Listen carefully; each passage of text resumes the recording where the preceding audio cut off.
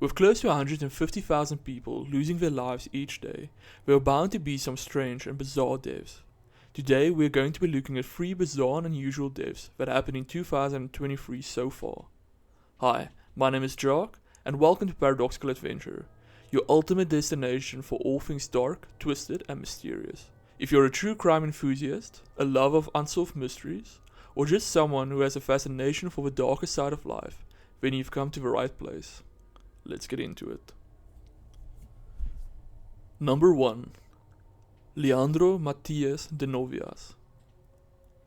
A Brazilian lawyer tragically lost his life on February 6 after his licensed firearm was discharged by the magnetic field of an MRI machine in Sao Paulo hospital.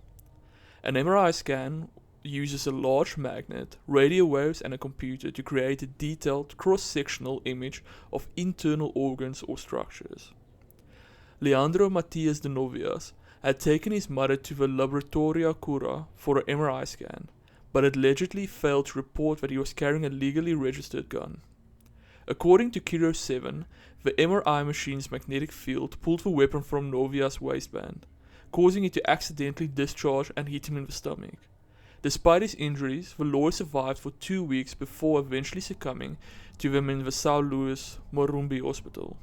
The incident has sparked a debate over safety protocols in place at the hospital, with Novaes' family placing the blame on the hospital for failing to warn him of a potential risk of bringing a gun into the MRI room.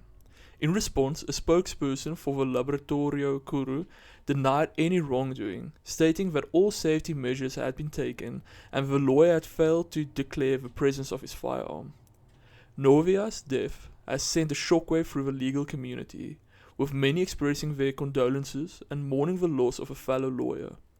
The Order of Attorneys of Brazil in Caetano released an official statement expressing their sympathy for the family of a deceased lawyer. Despite the tragic outcome, Sao Paulo authorities reportedly investigated the incident and determined that Novaes' gun was legally registered. Number 2. Joseph Austin Smith. The death of Joseph Austin Smith, 30, of Wichita has left his colleagues at Brown's Plumbing mourning the loss of a unique and exceptional person. Smith died in a freak hunting accident on the 21st of January 2023 when his dog accidentally discharged his gun while they both were inside his pickup truck. According to reports from the Sumner County Sheriff's Office, Smith was sitting in the front passenger seat of his vehicle when his dog stepped on the rifle in the back seat. The bullet struck Smith, who died of his injuries at the scene. Smith was a beloved employee of Brown's Plumbing Services, where he was remembered for his exceptional personality and his ability to bring a smile to everyone's face. In a GoFundMe campaign set up by the company, his colleagues expressed their love and admiration for him. One of Smith's colleagues, Chris, described him as the most unique individual I've had the pleasure of meeting, who always had something to lift our spirits. He went on to say that Smith made them laugh every morning and was a positive light in the company. Jessica, another co-worker, also spoke highly of Smith, describing him as a truly amazing man, who was kind, funny, smart, and very loving. She said that he always made everyone feel special and loved. Smith's sudden death has left his family and colleagues devastated. However, the outpouring of support from the community has been overwhelming. So far, more than $10,000 has been raised through a GoFundMe campaign to support Smith's family during this difficult time. The donations will go directly to the family to cover funeral costs and any other expenses that may arise in the coming months. Chris said that the support would allow Smith's family to grieve without the burden of financial stress. Joseph Austin Smith may have been taken from this world too soon, but his memory and the impact he made on the people around him will live on forever. His colleagues at Brown's Plumbing Services and the community at large will never forget him. I will also be putting the link to the GoFundMe in the description of this video if you would like to donate something to the family. Number 3. Lloyd and Lillian Curtis. A family is grieving after a tragic accident in Elizabethtown, Kentucky.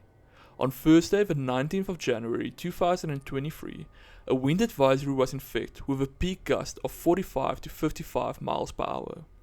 Lillian Curtis, 72, was traveling in a car with her daughter, Mary Graham, and her husband, Lloyd Curtis, 77, when a sign from a Denny's restaurant fell and crushed the car. Lillian Curtis died from blunt force trauma, while Lloyd Curtis suffered catastrophic head injuries. He died a few days later at home from his injuries sustained in the accident. The couple had been together for over 50 years, and the family is devastated by the loss. Lloyd Curtis had just undergone heart surgery, and the family had gone to pick him up. The couple's 2 daughters and son, as well as their granddaughter, Amy Nichols, are now facing the whole challenge in their lives without the glue that held them together. Nichols described her grandparents as the most loving, compassionate, understanding, wholehearted people in the world, and felt blessed to have been their granddaughter. The incident has sparked questions about safety measures at restaurants, and Denny's has released a statement expressing their condolences and commitment to safety. A spokesperson from Denny's told USA Today that they are working with authorities to better understand what led to the situation and that safety is their top priority. The tragedy has left the community in shock and mourning for the loss of the 2 beloved members. Lillian and Lloyd Curtis will be remembered for their love, kindness, and compassion, and their family will forever cherish the memories they shared together. So that's it for today. Thank you very much for watching. Please remember to like and subscribe. Thank you.